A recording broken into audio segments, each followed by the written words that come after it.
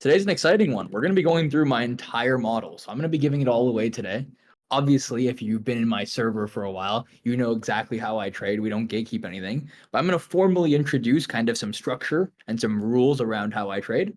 And we're going to be building on kind of the works of mentors of mine and also my own observations of price, right? And you're going to realize that most people trade very similar in this industry, and it's just about defining a certain system, right? So my system isn't per se unique. It's just about my own observations and things I've learned from my own mentors, guys like AM and T Trades and MXM Trader, my first mentor. So we're going to be combining it all into my official trading model. Yeah.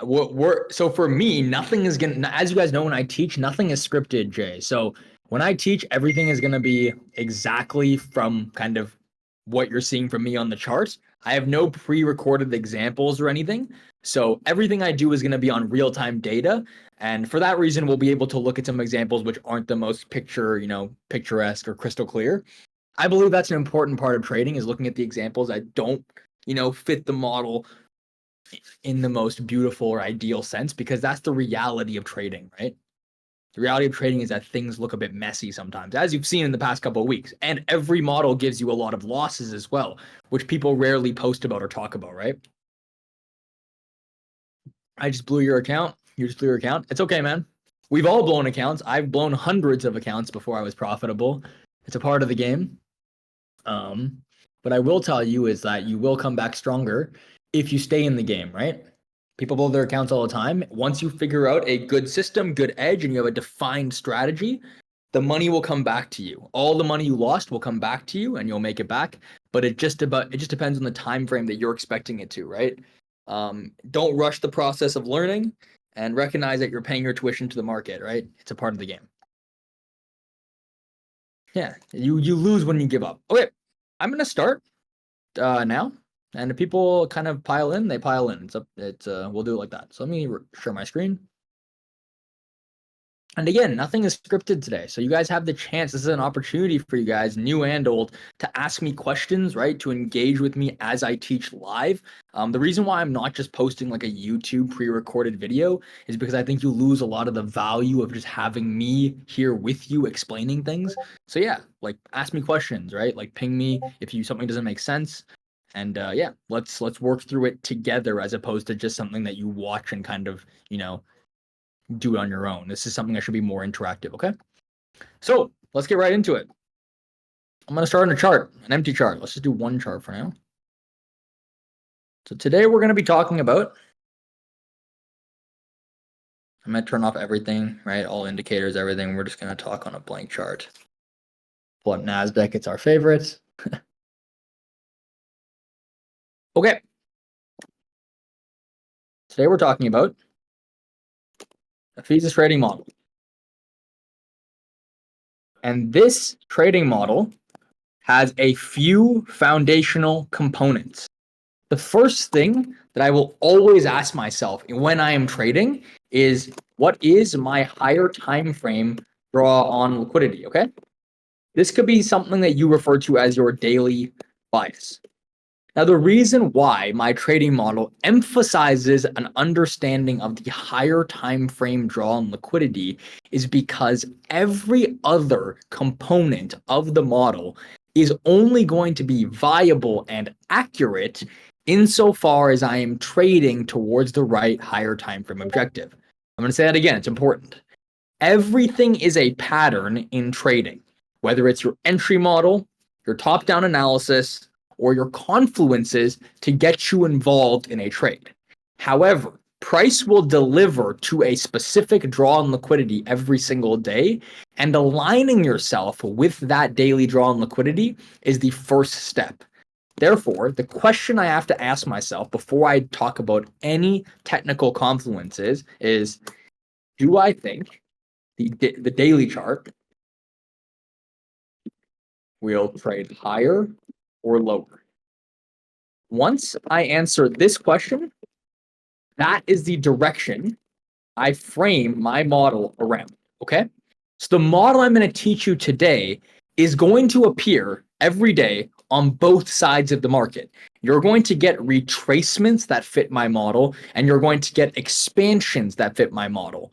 I am going to be teaching you how to trade alongside the higher time frame expansion. So the first step of the model is identifying what the daily bias is. Now the nice thing is I have a video on this. Exactly how I determine my daily bias. There's three confluences I use. The first is daily candle closures. The second is a concept we all know, or most of us know, which is internal range and external range liquidity. And the third is a concept known as order flow, which is essentially answering what PD arrays are being respected and disrespected. Okay? Where are we coming from? Where are we going? I'm not going to be teaching you guys daily bias today. I'm going to be framing most of the teaching today around the assumption that you're trading in the direction of the draw on liquidity. Because as you know, and as I know, when we fade that higher time frame trend, that's where more losses appear in the model. And that's where the signatures that we're looking for to enter price on are not going to hold up. Essentially, when we're offside, all of the mechanical steps we take are going to fail us because we're trading towards the wrong objective on the higher time frame. So that's the implicit assumption of any trading model, is that you can answer that question, where are we trading to effectively, right? That's a key caveat. Okay, so let's talk about what this trading model really looks like. So this is the key caveat, right? This is what really makes any trading model, whether it's my model or someone else's model, work, is understanding and positioning yourself on side with the expansion of the daily candle. Because every move against that daily expansion is going to be considered high resistance, and every move in the direction of that expansion is going to be considered lower resistance and higher probability. Okay, that's a caveat I want you to always consider when anyone teaches you a trading model, is that without a draw on liquidity, they're just patterns. We're just trading patterns, actually, unless you have a narrative, which is the word that ICT traders tend to use and probably overuse. So let's talk about what exactly the model is. The model is a continuation trend following system. So I want you guys to imagine a higher time frame bullish chart.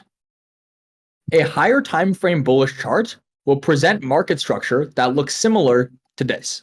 This is the creation of higher highs, higher lows, higher highs, higher lows, and so on and so forth.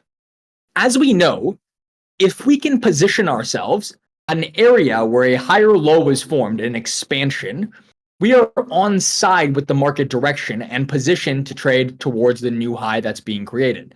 Now, this is very easy in theory, right? But as we know, the market rarely actually looks like this. This is a perfect example of maybe a higher time frame chart, but is rarely a good indication of the lower time frame chart. A lower time frame chart might look like this,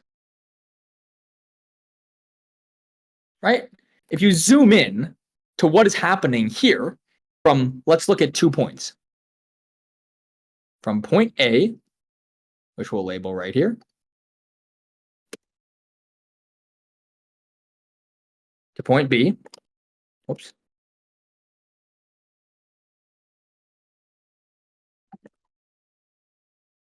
which we'll label right here, which is the creation, again, of a higher high in a bullish market, right? That's all it is. This is what it actually looks like. This is the previous high, right, which we'll mark out with this line.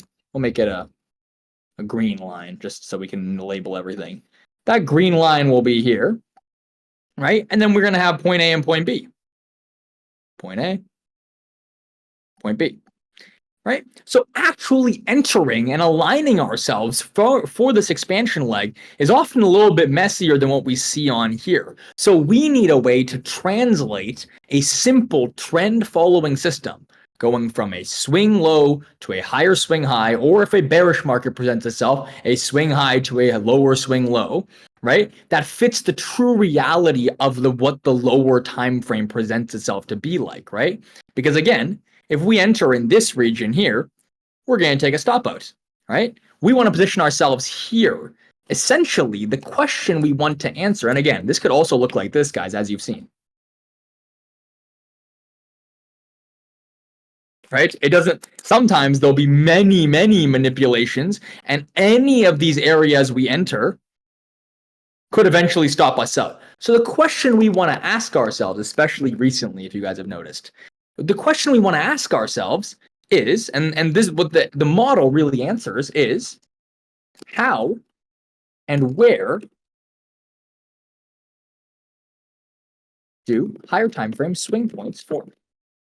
Right? When you think about it, you boil it down, how I'm trading is the formation of a higher time frame swing point. Remember, this is our, for example, let's say this is a hourly chart, and this is more a lower time frame perspective, like a 5-minute chart.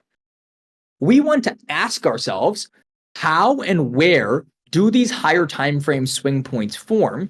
And then more importantly, what signatures can I utilize in price to align myself with the expansion or the creation of a new swing point, right? That's kind of wordy. Let's just say align myself with the expansion. What signatures in price can I utilize to align myself with the expansion? Because we're going to go from a lower point in the market that is created to a higher point. And this would be an hourly chart, and this would be a 5-minute chart. That is going to be the function of my trading model. It's identifying where reversals occur, how to recognize these lower time frame reversals, because remember, a lower time frame reversal is a higher time frame, what?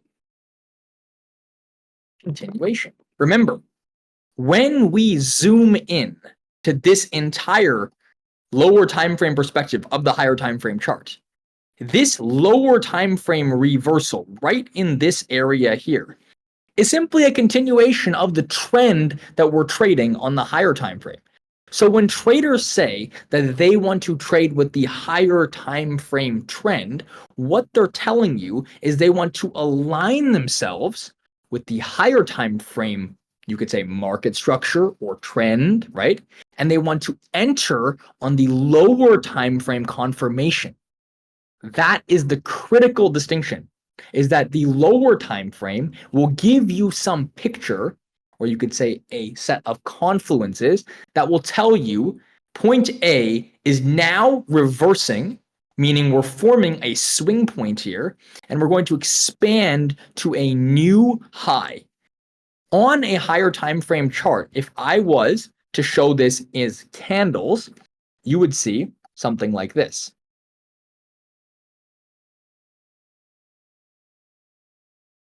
Again, bear with me. I'm going to be doing all of this live, so I don't have any schematics created for you guys in advance. I think it's better just to do it all live. Nothing scripted. That's the best way I teach, if you guys have noticed from my videos, is when I have nothing scripted.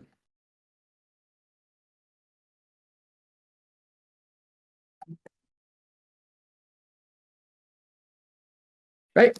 If we look at what this chart looks like as candles and not as this line, it's something like this, where we get the creation of a swing point of the market. And again, if you look left here, you'd have lots more bullish candles, for example, if you're in bullish market structure, right, that support the trend, right? This is the bullish higher time frame trend that we are following. That's like that, right? Again, the first question is, where is the higher time frame draw? Are we going higher or lower? When we create this swing point in here, right, we have to ask ourselves, at this specific location, is price reversing here?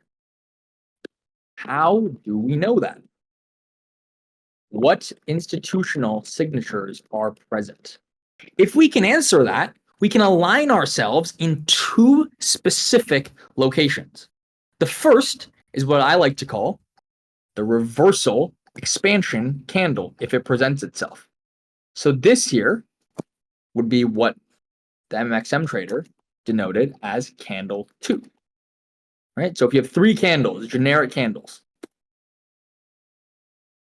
candle 1, candle 2, and candle 3. This candle in here can reverse and expand, and candle 3 is going to be the expansion candle. Or next candle. For those who have taken the MMXM Trader course, this is the next day model. And for those who have been involved in T and AM's work, this is known as the fractal next day model or the fractal model, right? This is all derived from that first MMXM Trader course that we all took. A lot of our mentors, a lot of us share the same first mentor. This candle 2 in particular is where I am going to be focusing today's analysis on. So many of you understand the idea of trading the next candle. What I'm going to show you today is here. When and how to trade this candle. If it is a reversal expansion candle. Now, why am I using those words? Okay, I'm using the words reversal expansion candle. Like that's kind of a mouthful, right? I'm going to remind you guys of one of the first things I've taught a lot of you guys who are in my server or my students, and that's about market cycles and also how price moves from different phases of price delivery. Okay, when the market has expanded, what can happen next? The market can only do a few things, right?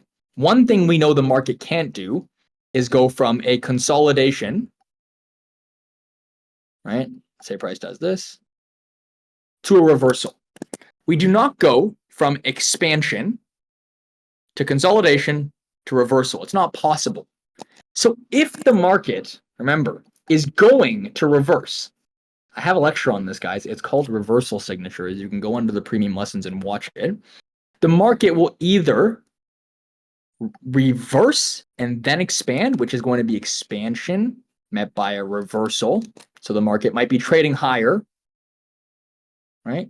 Come in for a retracement, liquidate a low. So this is expansion. And then we have reversal. That would be the type of candle 2 that you want to position yourself in. Other times, this candle 2 will not expand, but it will simply consolidate. So if we have the low of this candle, right? Let's say this is that first candle low right in here. This second candle might just come in, sweep the low, and then consolidate above it. That is not likely to be an expansion candle. But the next candle will then, right, after this reversal into consolidation, what can reversal consolidation lead to? Expansion.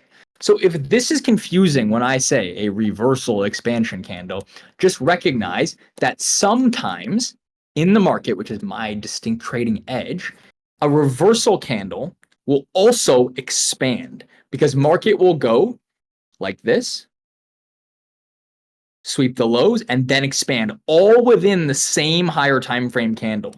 And I want to look for what signatures in here are going to tip me off that this candle is going to reverse and expand. And I'm going to be teaching you that today. I'm also going to give you some rules as to where you look for this formation to even form in the first place.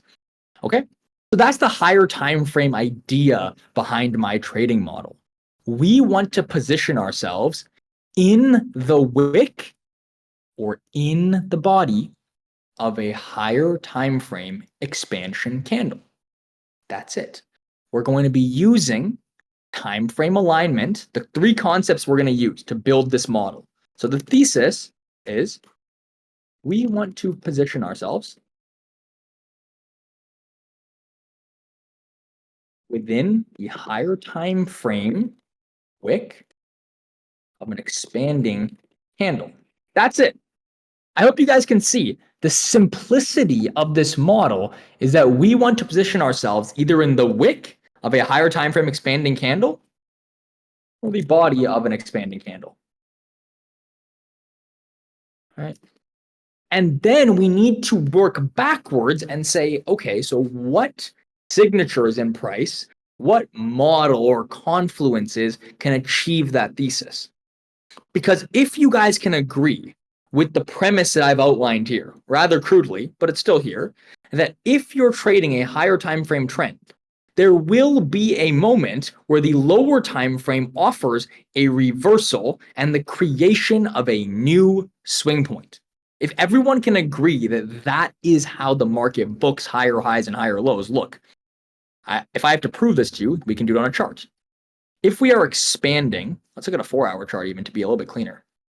The market is going to price in these points, points A, points B, right? Higher highs, higher lows, higher highs, right? Right? You can prove it to yourself that this, what you're observing in price, is exactly the same premise I've laid out for you here. Okay? Again, trace this as a line and you'll see.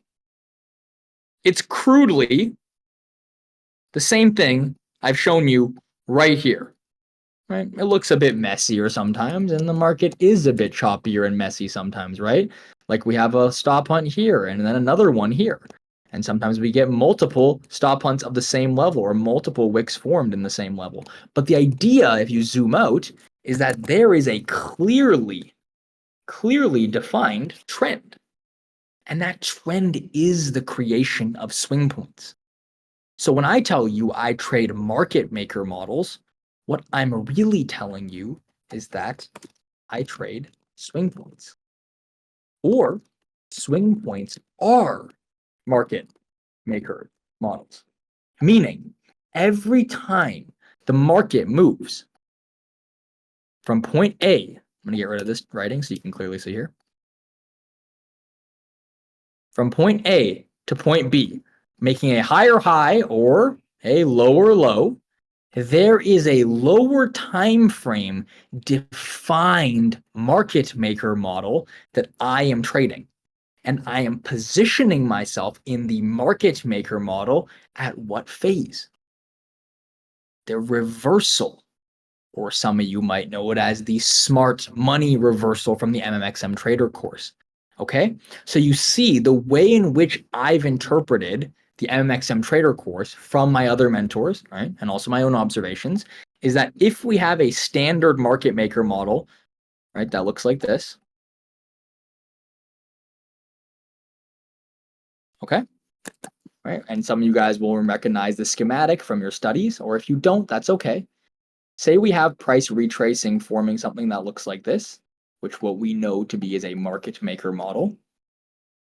I have recognized in working with the MMXM Trader myself, and also just by trading, right, that these phases of accumulation and distribution are the creation of swing points. So if I was to take this perspective, right, let me move, oops. Let me copy and paste and put this all down here. This perspective, guys, looks a little bit like this. And this is the key distinction of my trading model, is the recognition that these market maker models, which I am trading, which I've always traded, come definitively from the creation. Sorry, as you guys can see, it might have been nicer to have these schematics ahead of time, but teaching live, right? Comes from the creation of these swing points. Okay. So when we get reversals, I'm looking to qualify this phase of a market maker model with that swing point, which will eventually expand and give me a new higher point of data. Okay. A new higher high. Does anyone have questions about this? Because if you guys can understand this logic, which I know is incorporating some concepts like market maker models and swing points, right, and market structure, but if you guys can understand the basic premise, then the model becomes very easy for me to teach you because the logic makes sense, right? You want to involve yourself where the lower time frame makes a reversal, right, and the higher time frame is simply continuing to create a new high. At the point at which the lower time frame offers you this pattern, which some of you might know from the MXM Trader course is a smart on a reversal. On the higher time frame, that's the formation of the wick. That's going to create a new swing point, just like in here, okay? Just like there, just like there, just like there. We're creating the wick of the low that's going to reverse and give us a new high. Low, reverse, new high. Low, reverse, new high. The lower time frame is going to reverse. The higher time frame is going to continue. There it is. So now the next natural question must be, okay, Hafiz, I buy that. I buy the logic here, right? We're trading the higher time frame, we're trading a continuation of the higher time frame, and we're utilizing this idea of a lower time frame, signature to get involved. What is that signature, right? So before I move on, does anyone have any questions about the logic of market maker models as swing points? Again, this is a bit more advanced, right? It requires some understanding, but ask me questions about that statement. A market maker model is a swing point creation.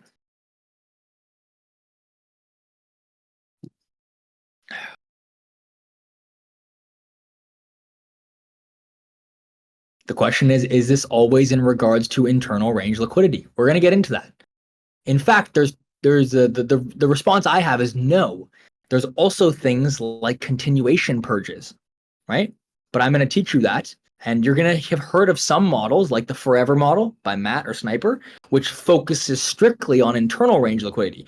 Me and Matt trade extremely similar. We have the same mentor in MXM Trader. But I'm also going to show you how you can also use things like swing points themselves and stop hunts, right? If there's no questions about that, let's go into what this model actually looks like. So we understand the logic. We understand that market maker models are swing points. And let's talk about how we actually go from this higher time frame idea of where price wants to draw into to a lower time frame risk defined entry. Okay, so that's the next question. So I'm gonna get rid of all of this for now. So the next question now.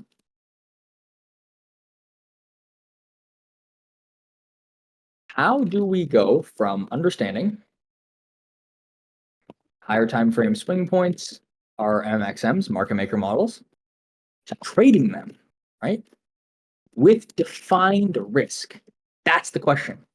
So what we're going to do now is introduce a series of concepts or confluences, which we're going to use to bridge the higher time frame to the lower time frame. Remember, all we are doing in trading this type of model is going from a higher time frame swing point into a lower time frame chart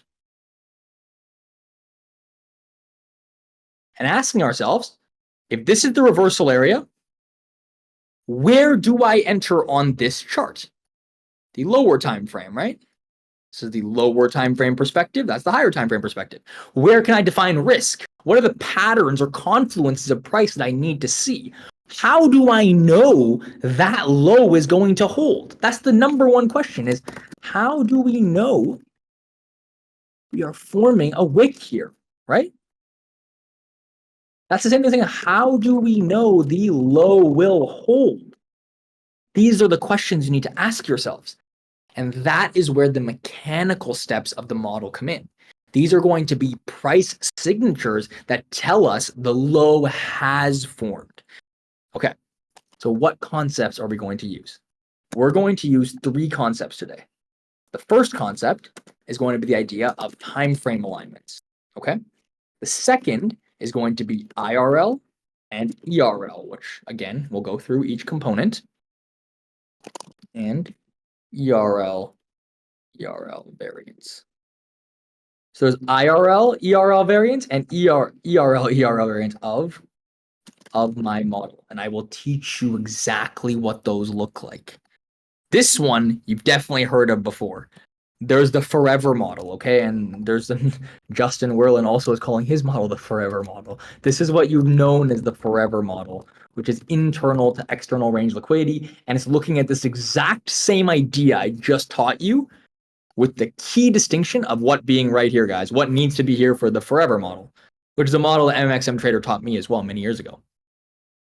what needs to be there, right, in the forever model. What type of PD array? What's the requirement? Not SMT. Nope. It needs to be an imbalance. Yes, an FVG, right? The forever model variant of this entire idea of market maker models as swing points. So what are we going to call this model? I don't have a fancy name for it. I've been calling it to my students the Primo model. But this is a better description. It's just the MXMs as swing points model, right? No fancy marketing needed. Just the idea and the confluences of price, right? This variant in here requires an imbalance. This is going to be an internal range of liquidity, an imbalance, or an FVG, whatever you want to call it. I'm also going to show you a model that doesn't require a fair value gap, but can also use another type of PD array, a swing point itself. Okay, so we'll get into that, but it's the same confluence, and a lot of you guys have known about this model that exists in this form, right? It's something I trade all the time. It's something I teach all of my students to trade. Okay, so time frame alignments, the two variants, IRL to ERL and ERL to ERL, and SMT, or this is also known as smart money technique, also known as divergences, whatever you want to call it, right? There's a lot of names for things in the market. And the last one is going to be SysD, which is defined as a change in the state of delivery. So these are the four concepts we bridge, we utilize to go from the higher time frame to the lower time frame entry. This is how we build the model. We understand these four core components: time frame alignments, the variations of how price creates swing points. So when I say price is moving from internal to external, in your head, I want you to think of the statement price creating swing point. Okay, so whenever someone says market moves from internal to external, in your head, say the market is creating a swing point and trading away from it. Those are equivalent statements. The market is moving from external to internal. The market is creating a swing point and trading away from it. A higher time frame retracement is a lower time frame reversal. These are the core distinctions between just saying IRL to ERL and actually understanding what price is doing. It's creating a swing point. So use that language. And by using that language, you'll understand that every way in which you see many ICT traders trade is very similar. There's just slight differences, okay? We're all trading the creation of swing points. SMT. This is known as a divergence between correlated assets. You've probably seen it trading indices as NASDAQ and the ES. On things like gold, you can use silver. On things like crude oil, you can use ruble. There is lots of different types of divergences between assets. You care about the main one that corresponds to your asset. So for example, for today's lesson, we'll be talking about ES and NQ. Okay? And the last concept is going to be a change in the state of delivery. A change in the state of delivery is defined like this. And I always tell my students you have to write it out like this.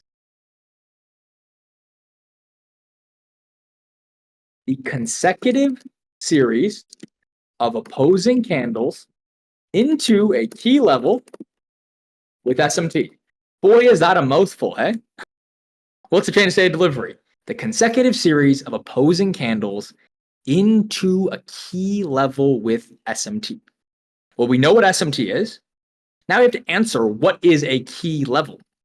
A key level is going to be a higher time frame, internal range of liquidity, or ERL, which is a swing point.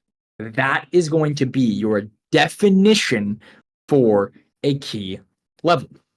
So now, when you say, what's a chain to state of delivery? Well, a chain to state of delivery is the series of opposing candles, maybe you can say this.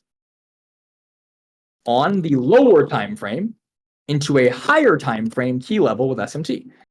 So what's the only part of this picture that we're missing right now? What's the only thing I haven't talked about that we need to properly define this statement then? Well, we know what SMT is. It's a divergence between ES and NASDAQ, right? That's where one index makes a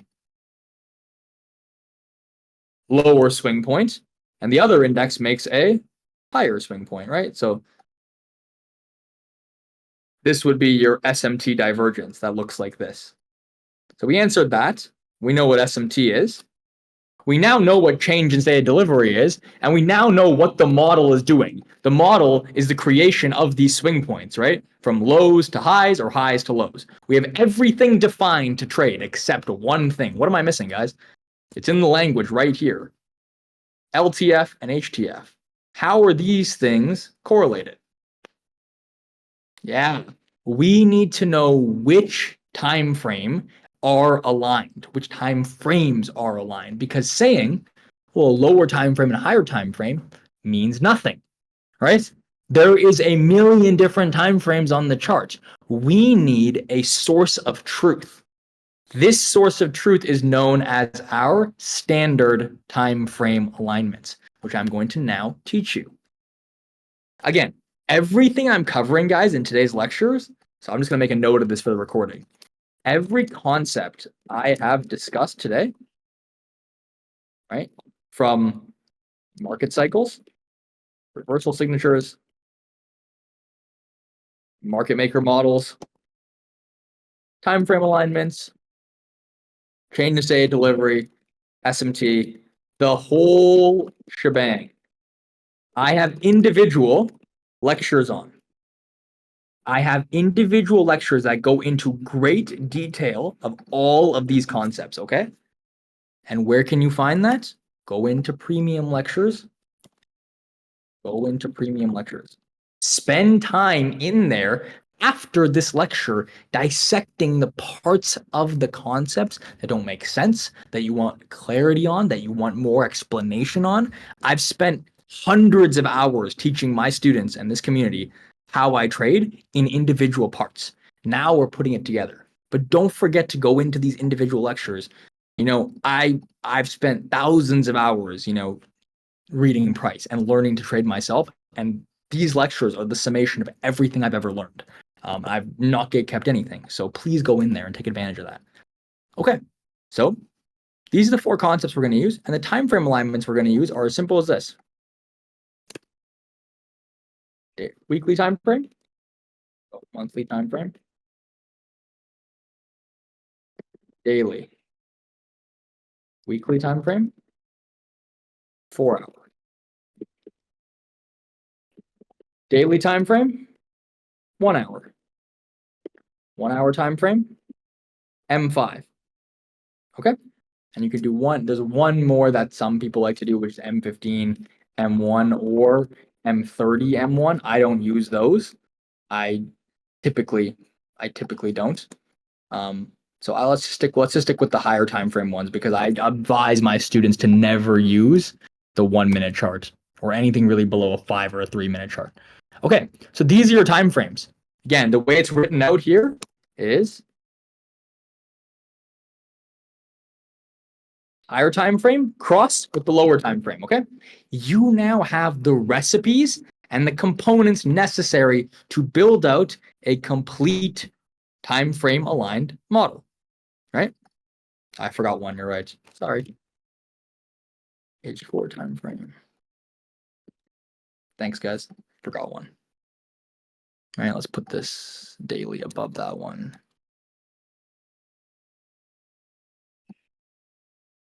Okay, so monthly time frame is a daily chart. A weekly time frame is a 4 hour chart. A daily time frame is a 1 hour chart. A 4 hour time frame is a 15-minute chart, and a 1 hour chart is a 5-minute chart. Again, what does this mean? Again, what are we actually saying here? Remember, this means, and the words you should use in your head are monthly key level, daily, right? Lower time frame reversal signature, or swing point creation. Oh, now we're using the right language. Okay, let's do another example. Weekly key level. What is a key level? Internal or external range liquidity. What are those two things? Internal range liquidity is a fair value gap. External range liquidity is a swing point. There we go. Now everything is defined.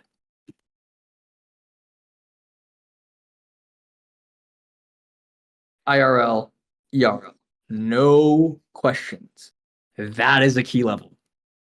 Weekly key level means H4 lower time frame reversal signature or swing point creation.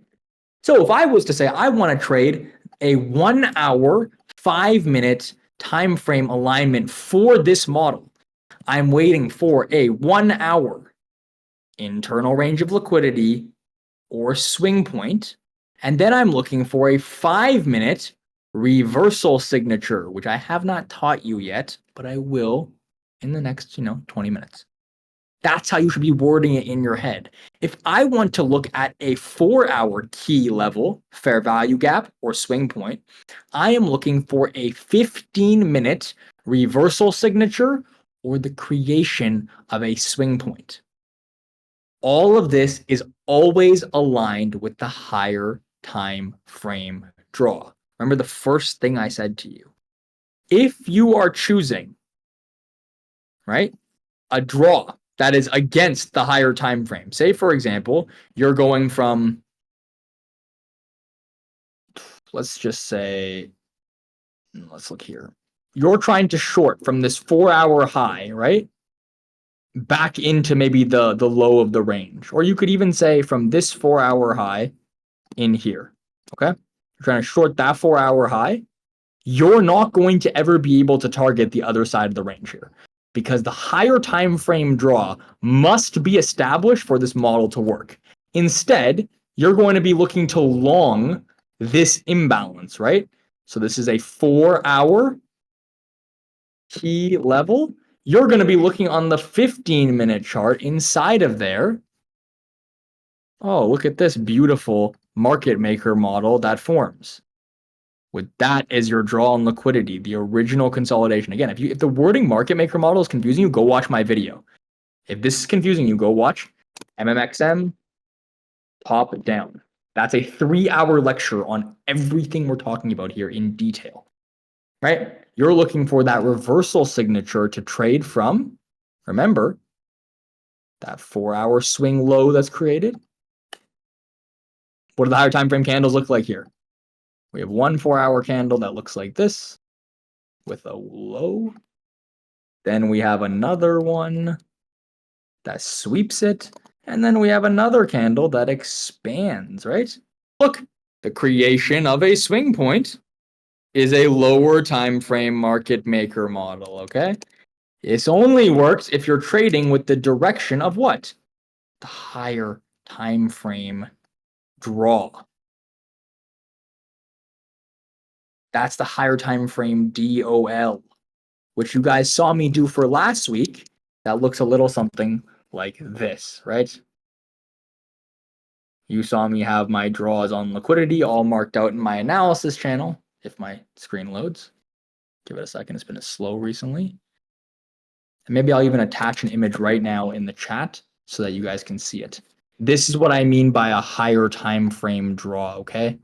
I'm going to go to my analysis channel and link it so everyone in here can see exactly how I do that. Because I'm not teaching you that today. That is going to be taught in all my other lectures that you can watch. Okay. There we go. Go click on that link if you want to know what a higher time frame draw is and how I define that. But essentially, like you saw, I had my draw on liquidity defined, right, as this original consolidation high. So all week I'm looking to trade long, meaning I'm not positioning myself in that short, in this short, in this short, in this short. What am I doing? Longing there, longing there, longing there, longing there. See that? Makes sense? I'm going with the higher time frame draw on liquidity because that is where the best expansions will occur in the direction of the higher time frame journal. Okay, cool. Let's keep moving on. So now we have our time frames. We have everything laid out here. And the reason why I've spent so long, guys, building out this groundwork for us is because this is what most trading models are lacking. They're lacking the logic, right? In fact, you'll just get told, I want you to look at a 4-hour fair value gap. I want you to wait for a 15-minute SMT and a change of state of delivery, and I want you to long. The problem is that it's significantly lacking an understanding of why you even care about that 4-hour key level, right? And this is what I want you guys to understand. Everything we've talked about in the creation of swing points is the logic, the narrative for why price is reacting the way it is.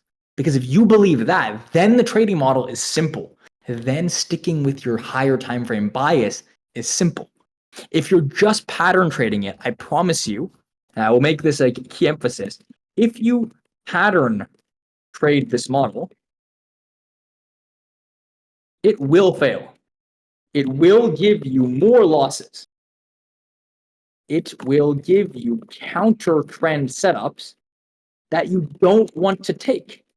You would rather align yourself with the draw than trade this model against the draw. And that's what a lot of people fail to see. And that's where a lot of pattern trading fails individuals as traders, because they don't understand why it's not working. It's like, oh, well, it printed exactly how you taught it to me, Afiz, but it just failed. And I said, well, did price want to go higher today and you're shorting the market? Or did it want to go lower and you're longing the market? Because you need to answer that question first. Okay. All right, I'm going to see if there are any questions. What if we are at the same time in daily and weekly key level? It's great. There's market maker models in market maker models. Yes, swing points are created in swing points. Let me, you guys pull up that analysis chart. I want you guys to look at this. I'm just going to copy all the images in and we'll talk about it if I can pull it up on my screen, if it allows me to paste. It's too big. So I'm going to talk about these pictures right now. I'm going to post them all. As an aside, it won't be in the video because it's in Discord, but go to the chat right now, guys. Like the chat we're in, I'm going to post 4 pictures, okay? Okay, we're going to have a little discussion about that question. It's a really great question. Okay, so there's 4 pictures I just shared in the Discord premium stage, and they're just uploading. This is an idea, right, of what if we have conflicting time frames? What if there's a daily key level and a weekly key level, or a monthly key level and a weekly key level? These 4 pictures are going to answer that. As you can see, last week, I started on a monthly chart. What's the lower time frame to the monthly? The daily chart. So I had a monthly, daily market maker buy model. If you notice in the second picture, I also had a weekly key level, right? So I had a weekly 4-hour market maker buy model. I had a monthly model and a 4-hour model at play. Now watch how I analyze price this week and look at how price delivered with both models. The weekly external range liquidity, right, was the weekly 4-hour model. The daily and monthly draws were from that monthly key level. And if you look at that 4th picture, I have both plotted, don't I? You can see. I have daily external plotted, I have weekly external plotted, and I even have the monthly high. So those are all the different time frames that are aligning under a distributional model of liquidity, right? We're moving from a monthly low to a monthly high with SMT at the key level. We're moving from a weekly key level to the weekly high. ES took out daily highs, weekly highs, and not yet the monthly highs, but all those models, time frames were aligned. And you can see that in the distribution of price this week. So go into that analysis and look right here, right? Here's our monthly level. There's a daily market maker buy model. So this daily market maker buy model had the reversal signature right in here. Look at the monthly candle, okay? This is that. What type of candle is this based on what I just taught you guys? What's this called? This candle too is a reversal expansion. So the signature I'm going to teach you right now, that's called reversal expansion, is going to occur on the daily time frame from this monthly chart. You're going to see it when we go down to the daily chart. In fact, guys, this was going to be the example I did at the very end, so I don't want to give it all away. That's a really good question. Then look, we also had a weekly key level. See the weekly key level? This weekly external range low with SMT.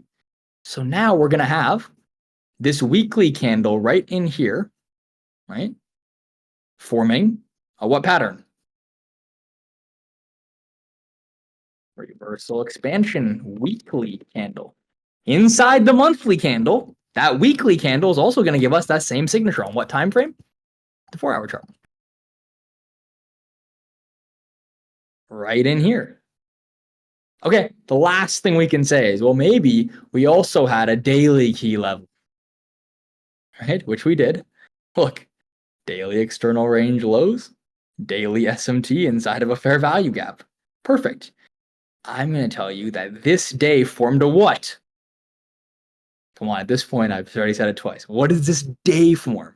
We've gone from the monthly to the weekly. Now, what's happening on that day, which is within the weekly candle, within the monthly candle? Reversal expansion or reversal, but this is going to form that Primo model, which I've taught you, right? Which I'm now going to be teaching you today. That's what I'm calling it, which is just another way of saying, right? This is going to form a swing point. And what time frame is it going to form it on? The hourly chart. You're going to see that pattern form on this time frame, the 4-hour. Not a good time for my Wi-Fi to be so slow. I'm trying to make a point, an emphatic point. You're going to see it form on all the time frames. My trading view has been very slow recently, guys. Sorry. Anyways, let's get into it before this lecture lasts too many hours. So we have all the components we need now to build out this model, right? We have time frame alignments. We have internal and external range variance as our key levels. And we're looking for SMT and SysD within that key level. The best way to teach is to simply look at an example. So what I'm going to do is I'm going to combine all of this into a general schematic for you, and then we're just going to go to town and look at examples, because that's the proof, okay? Let's do the general schematic. So now, putting it together. Putting it all together, right? I always lead with theory, always, if you know me, and if you don't like that, then I'm not the educator for you. I'm never going to teach you a pattern. I hope you understand the theory, the logic. Let's put it together into something that looks more like a pattern, but it's not. It needs the narrative that we talked about. This is the Primo model, okay? And I want you to think of this as the swing point creation model. What we're looking for, I don't know why that just got rid of itself, weird. This is the general schematic. Okay. There we go, now it didn't get rid of itself.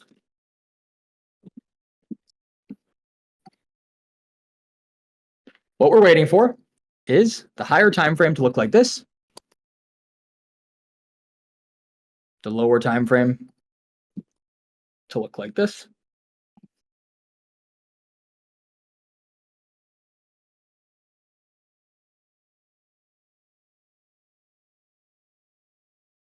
Using our time frame alignments inside of this point right here, where the higher time frame creates the swing. This is right here where the higher time frame creates the swing. We're going to define that as the reversal. If and only if we get the signature. So this is going to be our key level. Remember what a key level is? IRL or ERL, right? A swing point or a fair value gap. We're going to see if a reversal occurs in here. We're going to qualify the reversal in here with 3 things. The first, so let's actually map these to the same level so that you can see in the lower time frame. Okay, what are we going to need to see in here? One of my students, someone who's been in my server, someone I've taught, tell me what the confluences are in here. Write them in the chat.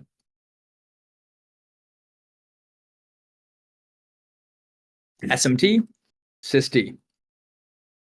IFVG, nice, Tyler. I like that one. The IFVG is a new addition to my model. Very nice. Cool. We are going to wait for SMT with a correlated asset. What's a correlated asset? NASDAQ NDS. Okay. Remember, this is going to be, for example, if you're using hourly candles, this is going to be an hourly key level or a swing point that we're purging. And then on the lower time frame, so let's just define this for example.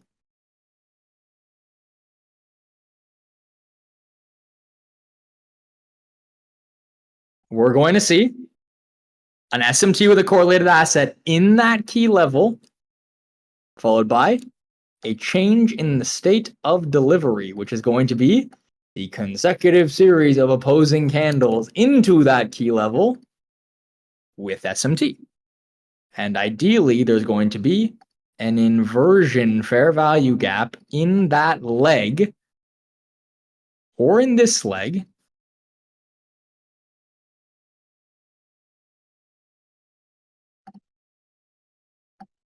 that qualifies that change in state of delivery.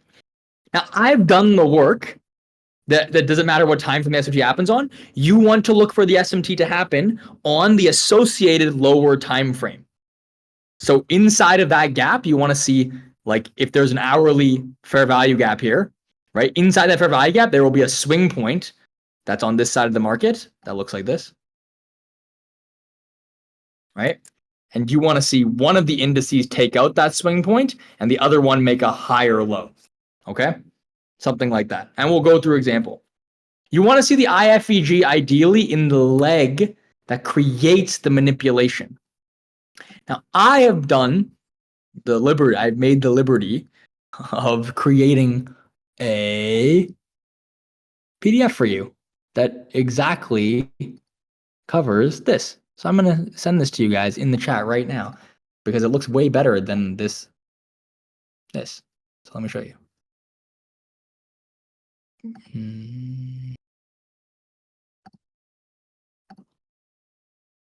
Where is my PDF? Give me 1 second, guys. I'm finding it in my lectures.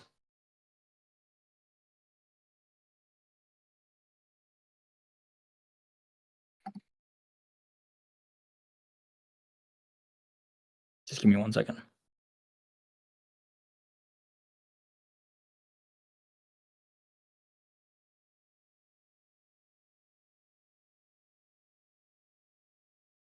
Here we go.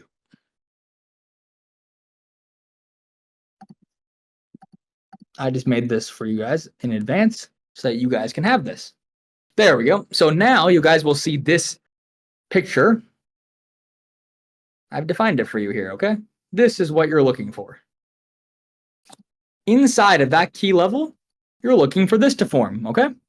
Notice how it's all pretty and it makes a lot of sense here. So please, take this PDF, screenshot it, add it to your trading journals, add it to your desk. A lot of my students have it printed out and they use it every day. This is what I've made for you so you can actually understand this concept in a little bit, clearer words, and also with the nice time frames all aligned for you in a beautiful schematic, right? So that's what we're looking for inside of this key level.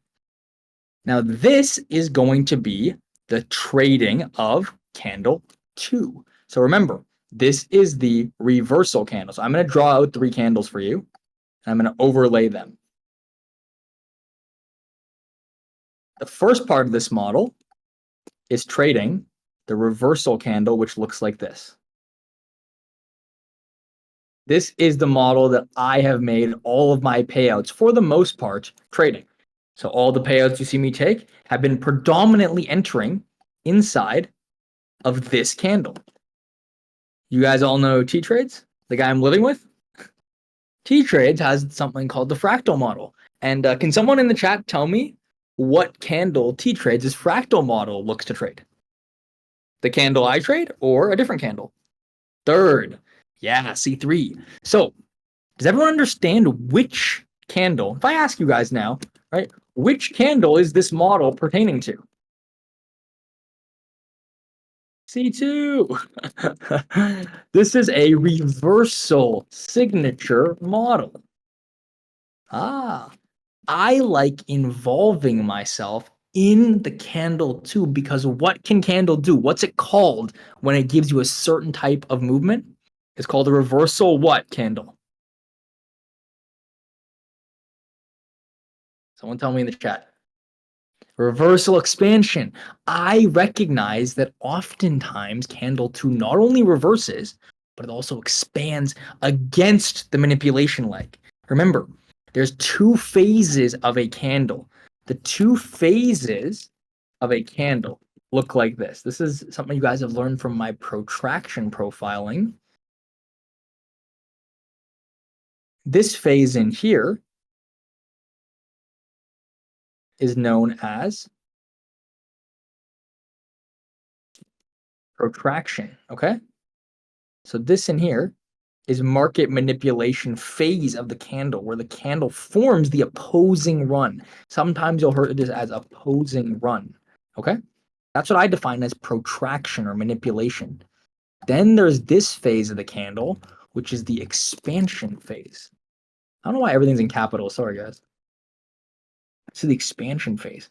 Oftentimes, a reversing candle will form an opposing run and simultaneously an expansion phase of price. So I want to be involved in the expansion of price if it's offered. The number one confluence, so the people who stay around and actually watch live, you're getting it all. The number one confluence to determine if there's going to be an expansion phase of that candle too is what? Someone tell me what they think it is. How do I know this candle is going to form this? So this, let's say these are two types of candle twos.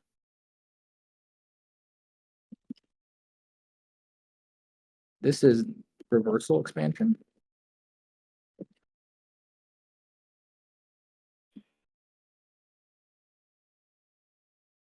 The other one could look something like this.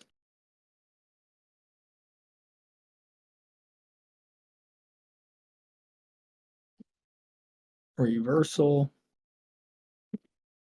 consolidation. Remember market cycles. Okay, if these words are unclear to you, go watch Lathyrus lecture, IPTA market cycle. Okay, this will clear up a lot for you.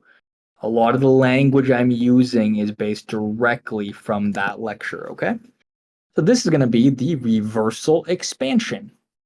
This reversal consolidation candle is not going to look like this. Instead, it's going to look more like this.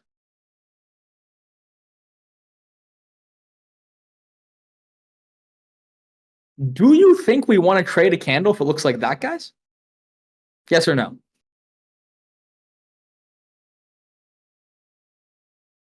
Nah, right? It doesn't interest us as much, right? It's high resistance liquidity. Now, the reason why it's high resistance can be defined for a few reasons. So what signatures tip me off to if we will get a reversal expansion C2? How do I know we're going to get a reversal expansion? What are some confluences? You guys are experts. I want you guys to put this in the chat. What's one confluence?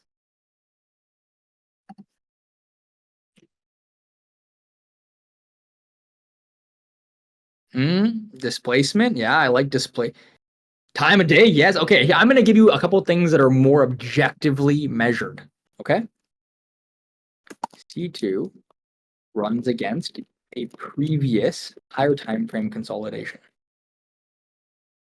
This is such a yeah, I'm giving you guys all the things I've never put all of this on the internet. So this lecture is gonna have everything I look for. Please study this one. It's all here. C2 runs against a previous higher time frame consolidation. I bet you've never heard of that before. Think about why I'm saying that. What is so important about a higher time frame consolidation being ran? What have you ever heard about small ranges and large ranges? This is from Larry Williams. It's a direct quote. What types of ranges result in large ranges? Small ranges, right? Small ranges lead to large ranges. So when you have price, think of price, guys, like a string, okay? The string only has so much length. This is string. When price is oscillating up and down, what do we call this phase of price, guys?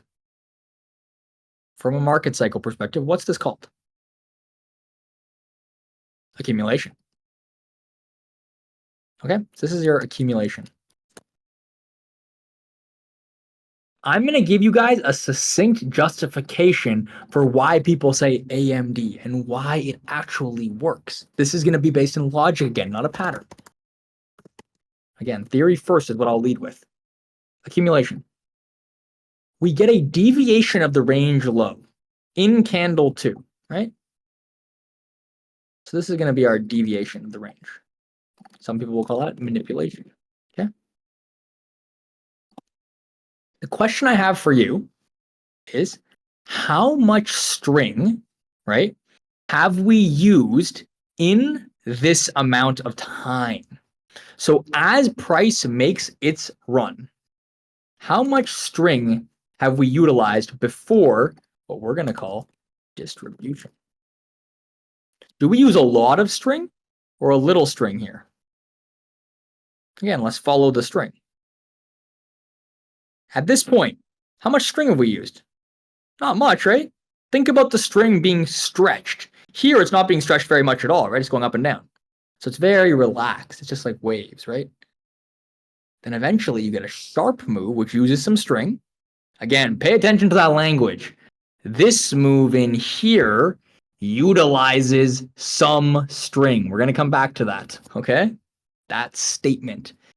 And then we have the rest of the string to expand, right?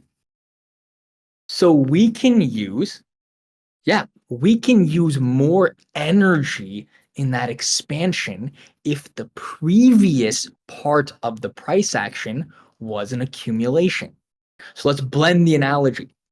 If price is moving from a higher time frame, small range, which we define as consolidation, then price can expand into a large range after forming a candle to low. Put it all together. Let's use those words. If price is in a higher time frame consolidation, not using much string, candle 2, right, can form a low and expand once it runs against the previous consolidation.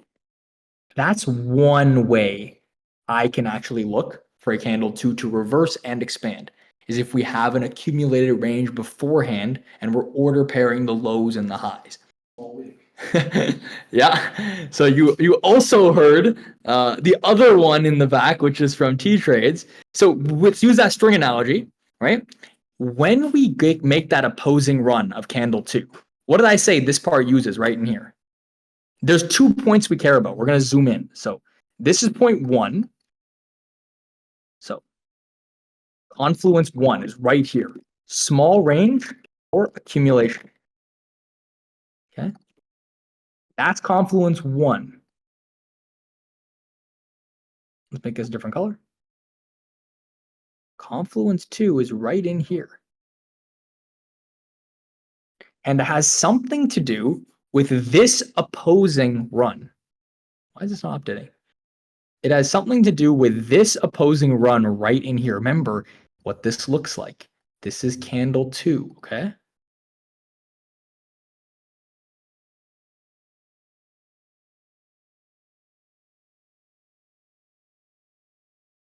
I'm not good at making schematics, guys. I was never good at art, but this is candle 2 in an expansion, okay? What about this area of price can give you an indication that it's going to expand? The wick, yes. So a small or large wick, which one do you think uses more string? Let's keep the string analogy, or just use more energy, right? Uses more of price, a large one. Okay. So if we have a large wick, do you think that price is likely to reverse and expand against it? Probably not. The second confluence, you've answered it using your own good logic. Small. Let's actually use let's use better language. Smaller opposing run. Remember, the run is against the consolidation, right? That's the first confluence. It doesn't have to be a consolidation in all cases. Sometimes you'll see it won't be, but these are two confluences. So these can exist independently, but the best is when they exist together, right? A small range before accumulation, sharp deviation of the range with a small opposing run leads to that beautiful distribution. That's when you get that A plus C2 distribution, is when you have these confluences stacked. Okay. There's also one more confluence that I've noticed. So C2 forms a small opposing run. Wick. There's one more confluence. Think about the idea of order pairing, okay? What happens if price, instead of doing this, looks more like this? I'm going to draw you another schematic.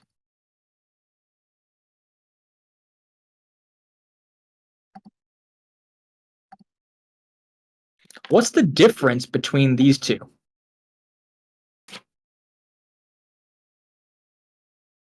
The range high has already been purged, right? This is a double purge. And according to MXM Trader, sometimes double purges result in the most explosive moves because it takes out both sides of the market. So another thing I'll look for is a potential C2 double purge. So do you see how we're building criteria around candle 2 to say if it's going to be high or low probability reversal expansion or just reversal, maybe into a consolidation after? A double purge might give us an indication that a large move is coming, and that was based on some information I learned from the most recent MXM Trader course, right? Always updating and building my model around, other great educators. So this is something that's recently introduced. Now look for that before candle 2 forms its low to see if we potentially run the high with a shallow raid.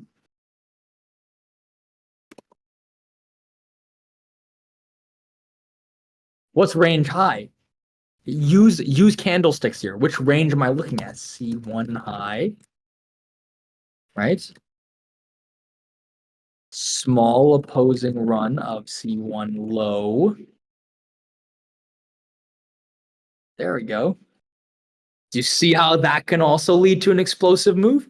That's where we're also going to look for candle 2 to reverse and expand. So I've given away something I haven't talked about much before online. This is what I look for in C2 reversal expansions: a double purge, a small opposing run, and an accumulated range to the left of what I'm trading to be a reversal. Add these confluences and watch how you actually see candle 2's printing those large expansions. Okay, so that's where I look for candle 2 to reverse and expand, and I try and avoid candle 2 if it's more likely to be a reversal and consolidation, meaning I don't see one or all of these signatures in candle 2's manipulation. So if I see a candle 2 that doesn't have an accumulated range to the left, immediately I'm thinking it might not expand, potentially. If it forms a deep opposing run, I'm thinking it might not expand. And the double purge for me is more like an even better if. An even better if is like if we wick shallowly the range high and then we form double purge. Now I've learned that, right? Is there a range of points that classifies a small wick? I would actually look at the wick in the formation of price and time. If we open up our candle and immediately take out the lows and then start to push back into the range aggressively, there's a lot of time left for that candle to expand, isn't there? Remember, this is a candle built in time and price. If price spends the majority of the candle creating the opposing run, how much time is left for it to expand? If we get our change in state of delivery here in candle 2 with 10 minutes left in the candle, right? This candle probably isn't going to expand, is it? But if we get that change in state of delivery 10 minutes into the candle with a do you understand how time is actually going to qualify the opposing run? Think about what you just asked. It's not just about price. It's also about time.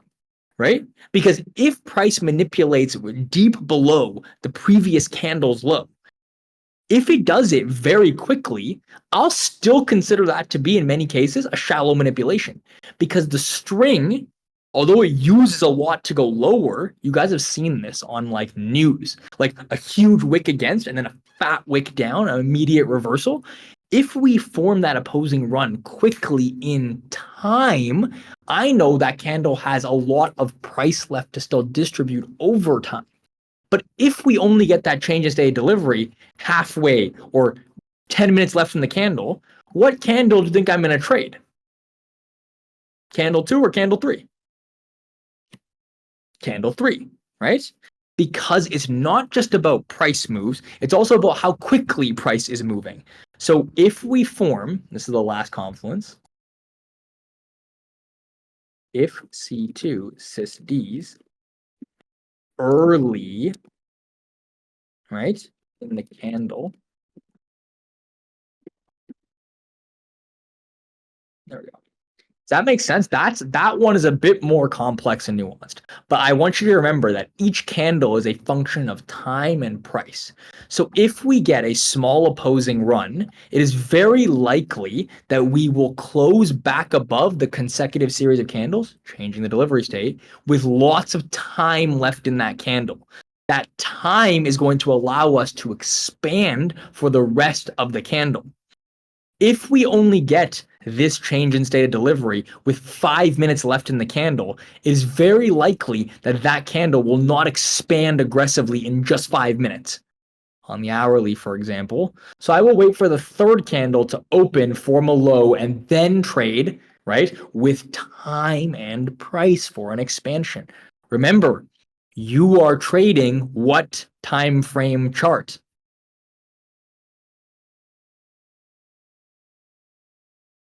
You're trading the higher time frame chart.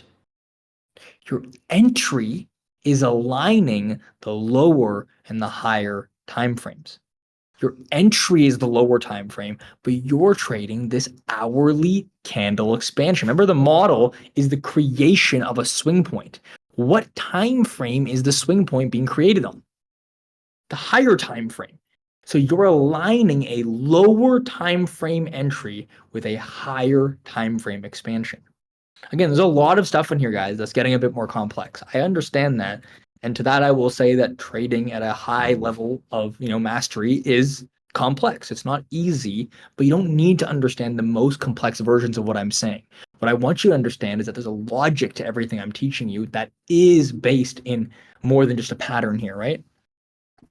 So, number 4, I guess the way you can look at this is that if candle 2 forms a small opposing run and it shifts delivery state early, let's say in the first half of the candle, I know that there is another 30 minutes or half of an hourly candle for us to expand.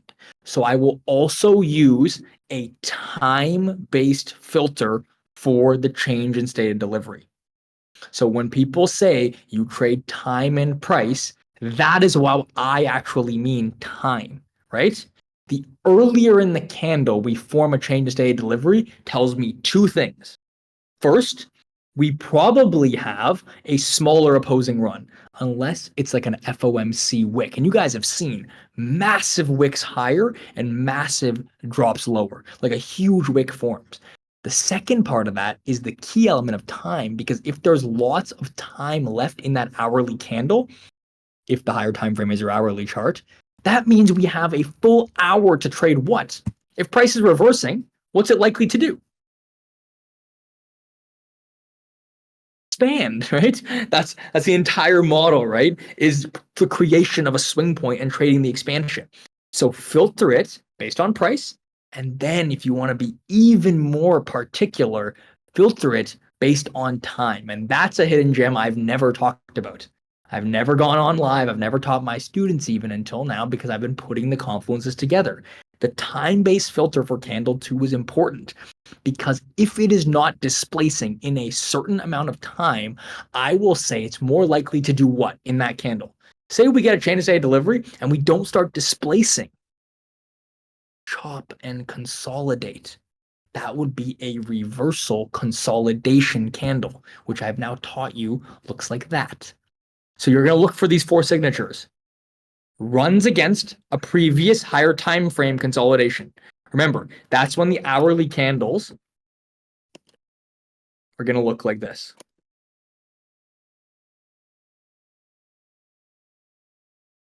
Okay? We're running against that. Pretend this is a small wick relatively. Then we have a small opposing run. Then we have a early sys-D, right? An inversion fair value gap, because inversion fair value gap is telling you what? Why do I use inversion fair value gap, guys? Remember, I'm going to point you back to this schematic, which I want you guys to all save. Why do you think I use inversion fair value gap? What's that telling you about the market? Yeah, it's telling you that bullish or bearish PD arrays that were previously holding price are being disrespected. That by definition is a change in the state of delivery, and it shows momentum and speed. You want to trade with speed in the market, and the inversion is giving you an indication of that speed. That's why I use inversion. So C2, sys-Ds in the first half of the candle is ideal, and then it forms a small opposing wick, and the double purge is the new addition, right? These two are the ones you probably have never heard of, right? You probably have heard of these ones. Higher time for consolidation, that's AMD, right? You guys have all heard of AMD. But what you haven't heard is double purge and time. Those are the 2 things that I added to make my model unique, right? Yep. So now that you understand the model, right, in all the theory, let's get into how we trade it.